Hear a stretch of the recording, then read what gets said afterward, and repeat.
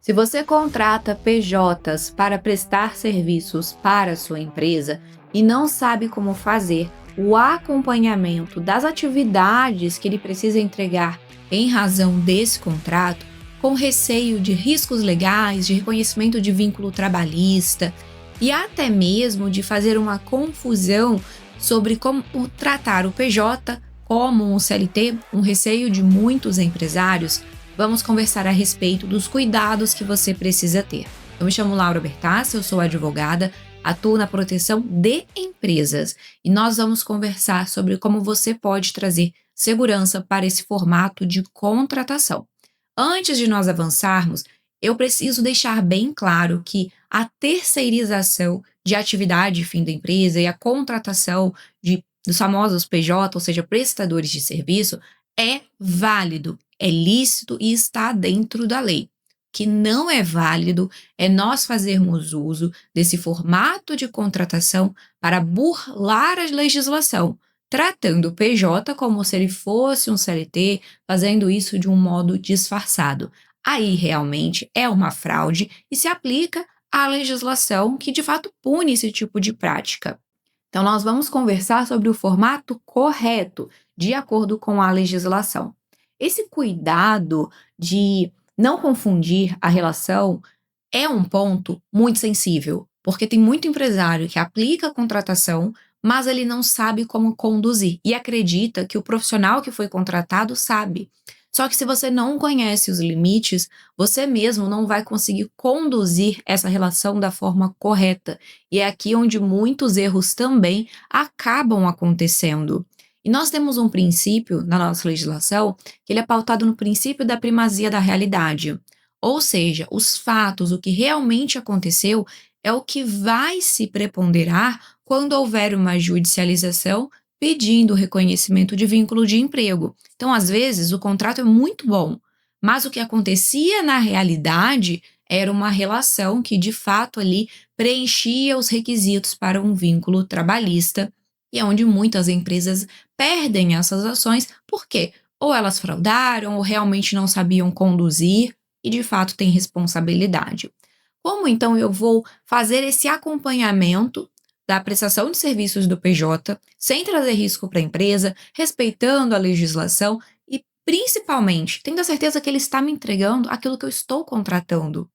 Porque ele precisa ter autonomia. Esse é um dos requisitos para nós contratarmos um PJ.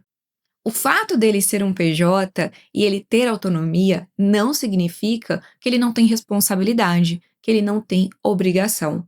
O CLT também tem. Vocês têm um contrato que vai regular, mas no caso do PJ, nós precisamos ter uma clareza muito grande sobre o que é contratado, qual é a natureza dessa relação, para que fique claro a ele o que ele precisa entregar.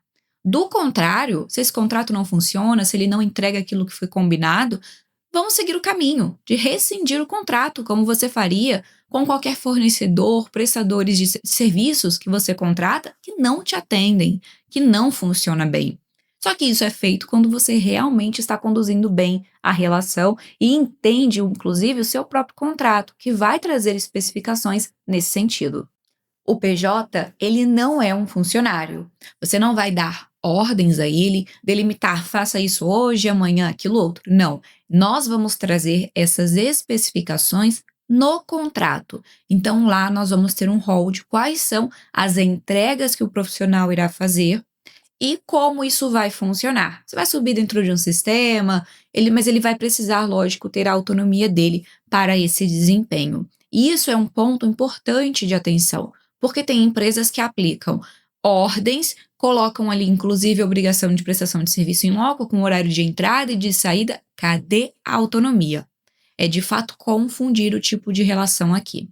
Então, lá no contrato, você vai trazer: olha, eu contratei aqui um closer, eu contratei aqui um desenvolvedor, contratei um coordenador de um time, de um departamento aqui da minha empresa. Ok, dentro dessas funções, dessas áreas aqui que eu listei, quais atividades ele precisa executar? Que ele precisa entregar? Você precisa ter uma visão clara sobre a necessidade da sua empresa, porque a da sua empresa pode ser diferente de um concorrente para aquela determinada função. Então, Feito isso, entendido, o contrato precisa refletir. Como então eu faço esse acompanhamento? Ele vai acontecer a partir dessa observação. E através disso, ele vai te entregar relatórios sobre tudo aquilo que ele vem desempenhando para a sua empresa. Esses relatórios podem ser mensais, inclusive, detalhando: olha, nós alcançamos, por exemplo, se ele é um coordenador de vendas, alcançamos X clientes conforme estava estabelecido na nossa meta mensal. Aqui houve treinamento, foi feito 2 treinamentos com as equipes que nós temos internamente. Nós temos aqui também a obrigação que ele precisava fazer uma avaliação da equipe. Ele fez, ele ali apresentou: olha, os relatórios aqui constam também as avaliações para que vocês possam definir, enfim, dentro ali do que foi combinado. Isso aqui é clareza quanto à atividade que vai ser desempenhada, e esse relatório vem justamente para te demonstrar tudo que ele entregou para a sua empresa dentro daquele período e em atenção ao contrato. Além do relatório, nós podemos trabalhar também com metas, que, claro, precisam ser claras, como elas vão ser medidas, se nós vamos usar parâmetros de KPIs, enfim, dentro do que funciona para a sua empresa.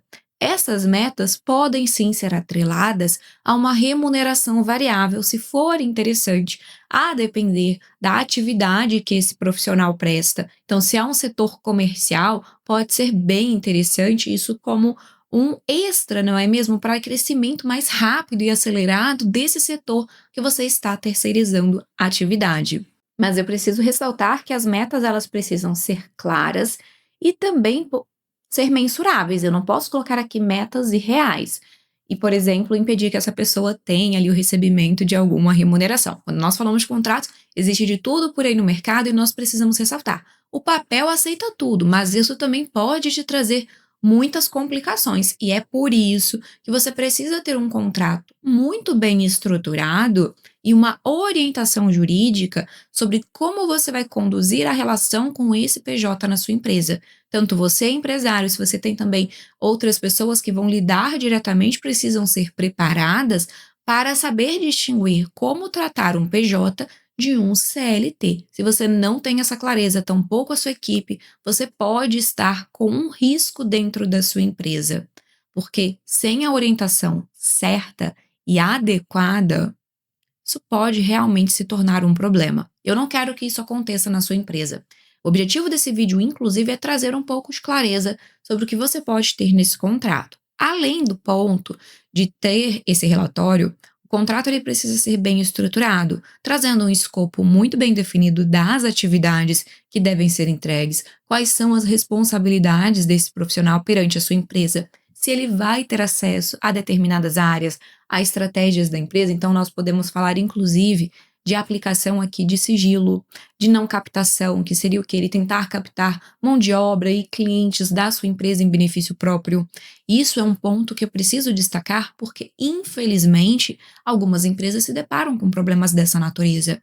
Sem um contrato que, de fato, proteja você nessa relação, você fica numa posição muito vulnerável para depois ter que correr atrás de eventuais prejuízos, quando, na verdade, quando ele é feito de forma estratégica, você vê os potenciais problemas de acordo com cada formato de relação e os previne, através de um contrato que reflita a realidade e que proteja a tua atividade empresarial. O acompanhamento das atividades entregues pelo PJ não é feito com controle de jornada, de responsabilidades, de frequentes reuniões ali em tempo real, você cronometrando o que ele faz. Não é assim que funciona, mas é de fato uma relação que é pautada no contrato, que vai nortear de fato a continuidade e o sucesso dessa relação. Nós estamos chegando aqui ao final desse vídeo e o meu objetivo era pontuar com vocês hoje os principais pontos que merecem a sua atenção. Aqui embaixo, no link da descrição do vídeo, eu vou deixar um artigo em que eu aprofundo essa temática, mas eu preciso ressaltar que você deve contar com a assessoria jurídica para implementar a terceirização na sua empresa e, de fato, ter segurança jurídica, saber lidar com esse relacionamento e, de fato, estar amparado, realmente terceirizando de acordo com o que a lei determina. e, claro, com tudo isso, alcançar os seus objetivos através de ter PJ somando esforços na sua atividade. Eu aguardo você para o nosso próximo vídeo.